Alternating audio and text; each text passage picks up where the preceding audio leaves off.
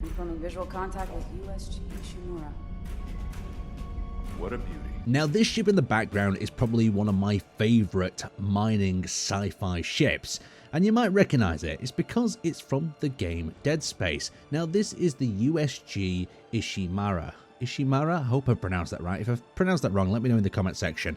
I think that's how you pronounce it. Now, this is a planet cracker of a mining ship, and just look how beautiful that they've managed to create this within Space Engineers. Now, there is a few things I will say about this. This is not one-to-one scale, so as we're looking around, we're not going to see all the compartments and the exact layout, but the creator has decided to go with a bit of a compromise and created some of the areas in this ship that are very recognizable from the games. So let's start by having a look around the exterior. So up here we have got one of the control areas towards the front of the ship with this nice glass cockpit, and look how the armor has been wrapped around that top area, replicating this area. We're going to see a lot of smooth armor designs that I'm quite a fan of. Now, to create some detailing and lighting of various different rooms, you can see them little sort of turquoise panels have been used. Lots of detail and depth within this section.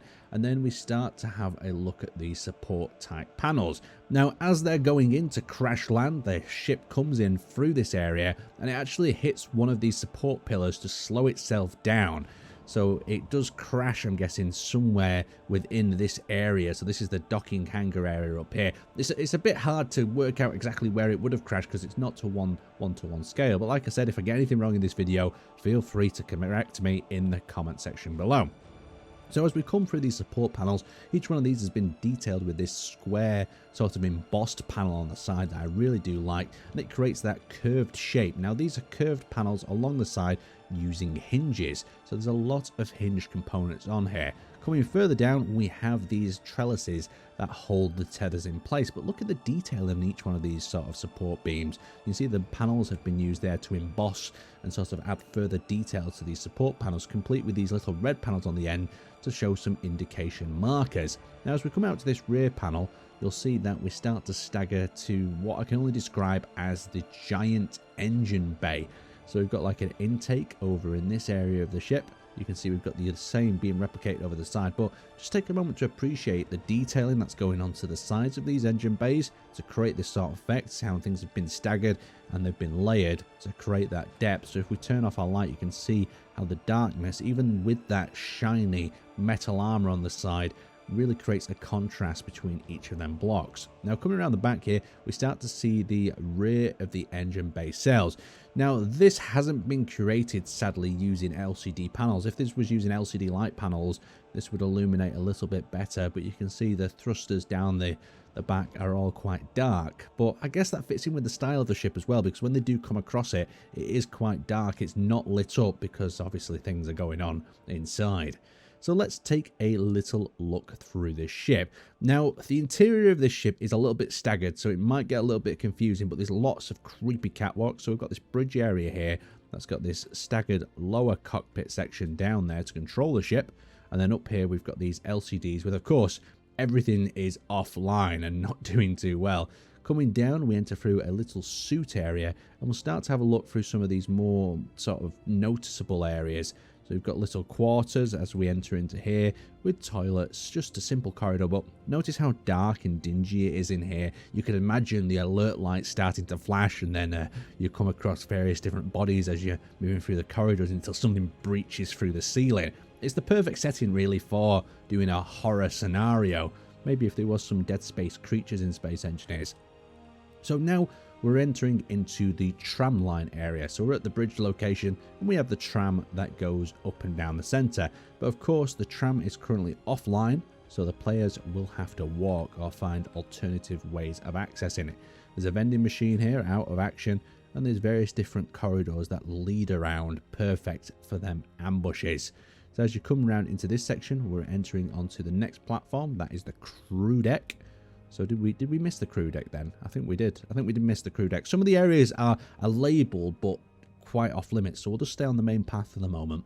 So as we enter through the tramway, there's the crew deck. Some of the doors that are red are showing that you can't access. There's nothing going on behind them. And you'll notice there's a few of these little areas with shafts that lead down into other areas. And then you find things like this. Now, add a bit of scary movement and you know something's going on down here. Something very suspicious. So these crew quarters, doors are offline, access ways. It's perfect for exploring. It'd be really nice for battling. It just needs a few little red flashing alert lights. And just a few creatures. Perhaps some texture overlays as well for a little bit of the gore. There we go. There's the crew quarters down there. Let's have a quick peek through the hull so you can see all the other things that are going on. So the crew quarters laid out there. There's a lot of empty space you'll see behind the walls. So you could fill this ship technically with more areas. But for performance and just highlighting them cool features of the Dead Space ship, this is a really good layout. So this is engineering now. So as we dive into engineering, there's going to be access down these windy corridors with these vents that would love to break apart at every chance they get. And that drops you down into this lower area. And just look how dark that is. I still, like I keep saying, it needs a bit more of an orangey lighting to it, like the Dead Space vibe. I don't know if you agree with me. Well, there's another one of them souls who didn't quite make it. So cargo ways through here. We've got the next station. That is, of course, the mining deck. So through the mining deck, we've got various different areas that lead us down. Let's turn this on. And that takes us back into that central corridor. It's a bit of a maze of a ship. We've got a sign here at the end here. The hydroponics tram station currently unavailable. Please use maintenance to bypass this area. So they've got a little maintenance area there on the side. So the mining deck is off limits. Let's see if we can go down one of these shafts, because I believe there's another downward shaft access that takes us to another one of the set piece rooms. So yeah, this is the asteroid tether status room.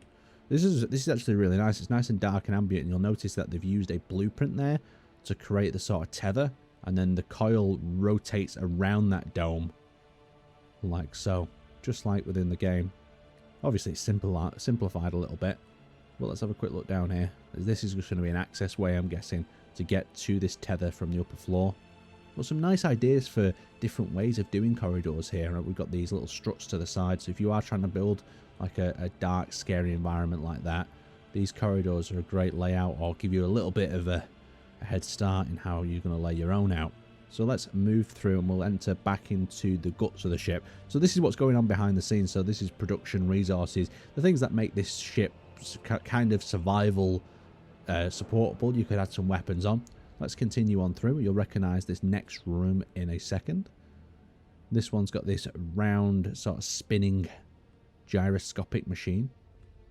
We've got the entryway. We've got also someone who didn't make it there as well. More of these narrow little corridors, and that leads us back up to the corridor above. It is a little bit disorientating, I will warn you, as we move through here, but I think that's the whole point of a Dead Space sort of vibe.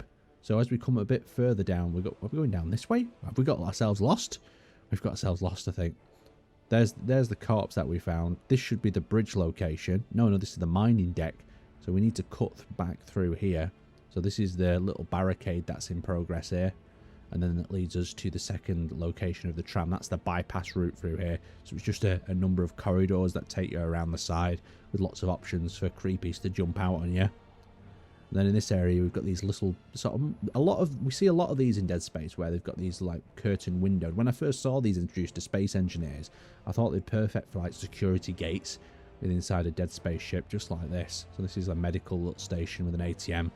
More people that didn't make it, and a little security desk around there. They barricaded this door, and of course it's leading to the secrets of the ship behind it. So coming back through another door leading to the secrets, and then we come towards the end of the ship here. So in the end, this end station, what is this end station? It doesn't seem to be labelled. There's a little security desk on the other side. Let's have a quick look through and see if it leads to anything. So this looks like maybe an elevator shaft of some kind that leads up.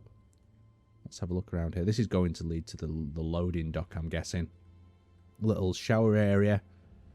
And then we've got the security checkpoint. This is where it all starts. It's a bit, obviously a bit smaller, but you remember you go inside here as they're trying to get access to the elevator. They drop out from the ceiling above and you go running through this back door here to get away. Let's have a look further through this security sort of checkpoint or login area.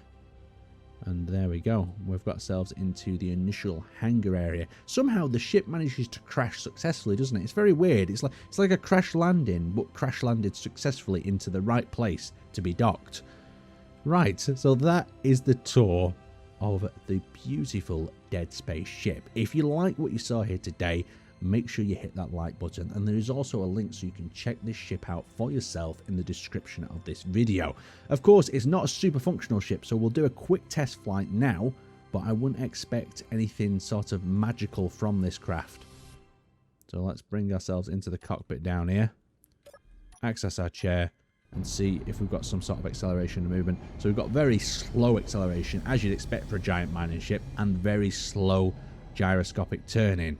But it's a giant mining ship, what are you expecting? And I wouldn't expect to take this into a survival mode without heavily modifying it, but just having that as a backdrop in your dead space sort of server or scenario is absolutely perfect.